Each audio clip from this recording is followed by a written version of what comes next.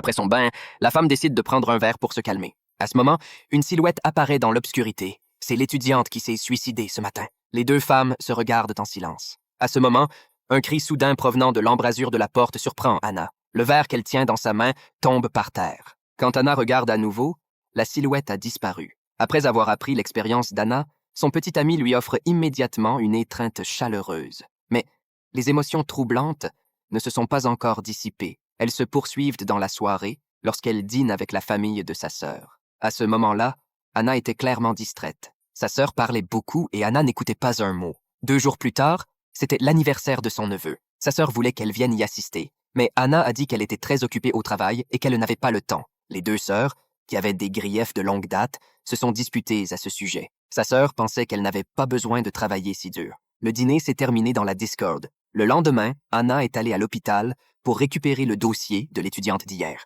De manière inattendue, le policier d'hier est venu frapper à la porte à nouveau. L'homme s'appelait Bob. C'était l'ex-petit ami d'Anna. Comme personne n'était disponible hier pour discuter avec elle, il est passé la voir aujourd'hui.